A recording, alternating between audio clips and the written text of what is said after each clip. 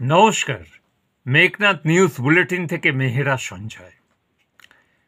আজকের যে বিষয়টা হচ্ছে যে খুব মানে কি বলবো, যে একটা গুরুত্বপূর্ণ বিষয়। কারণ কলকাতা হাইকোর্টের প্রাক্তন বিচারপতি অভিজিৎ গাঙ্গুলি, যিনি বর্তমানে এখন এমপি, মেম্বার অফ পার্লামেন্ট,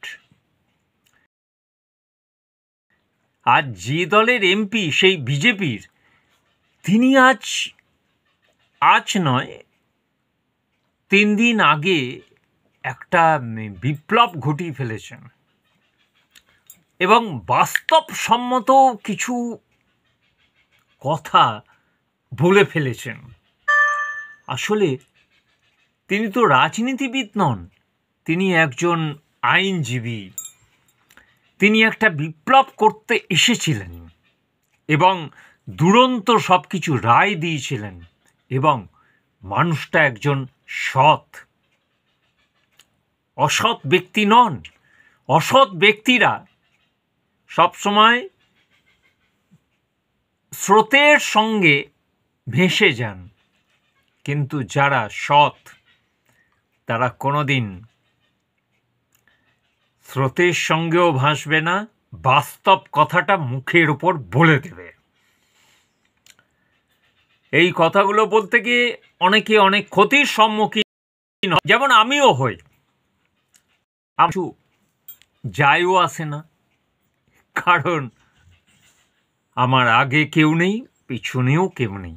তেমনই এই অভিজিৎ গাঙ্গুলি একজন এক্স, মানে হচ্ছেন কলকাতা হাইকোর্টের যিনি জাজ ছিলেন, বিচারপতি। তিনি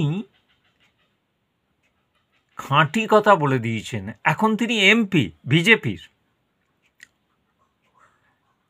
বলছেন যে কেন্দ্রীয় সরকারের অ্যাকশন দেখে আমার মনে হয়েছে যে কেন্দ্রীয় সরকার পশ্চিমবঙ্গের এই যে পরিস্থিতি তাকে বদল করতে চায় না।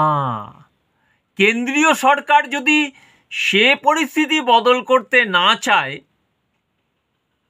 তাহলে তো যে বদল, সে বদল তো হবে না।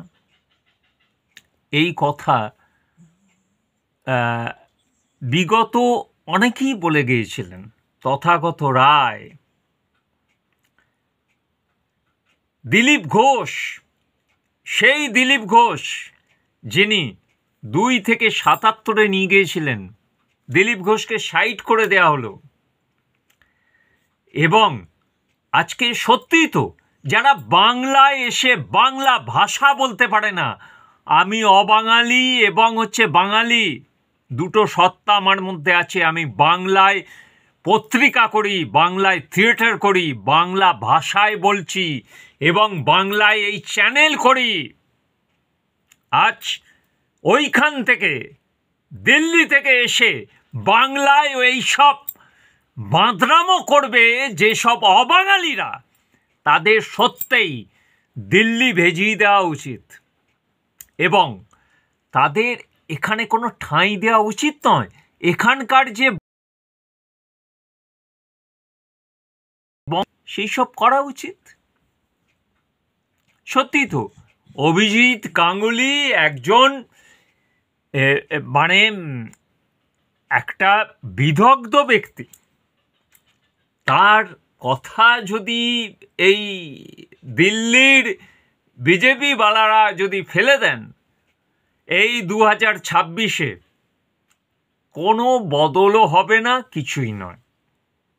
এবং বাস্তব যেটা, লড়াই করতে গিয়ে যে জিনিসগুলো দেখা যাচ্ছে, যেটা হচ্ছে যে এই দিল্লির যেসব বিজেপি নেতারা, নেত্রীরা, তারা চায় না যে পশ্চিমবঙ্গে কোনো বদল হোক।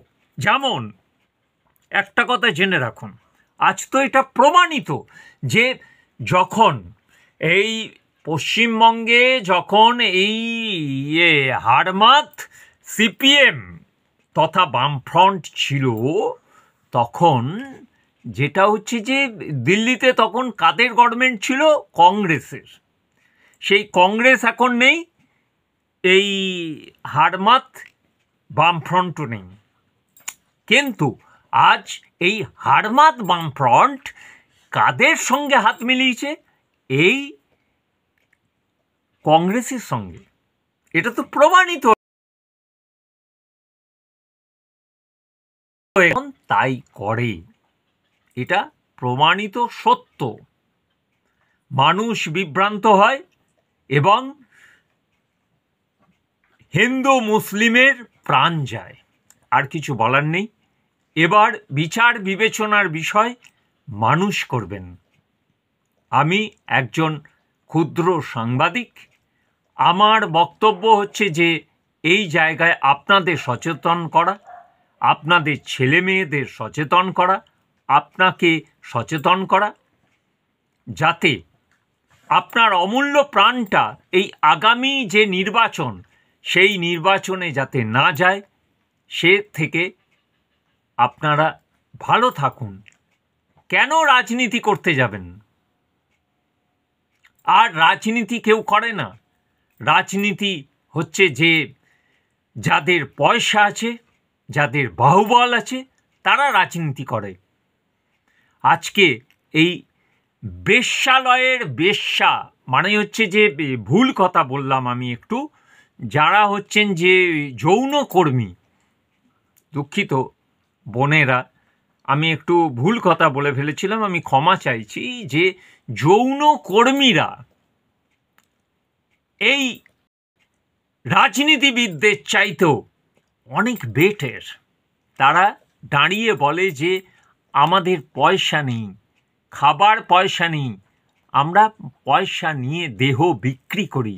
আর আজ দেশকে বিক্রি করছে কারা? রাজনীতিবিদরা। সব সব সব সব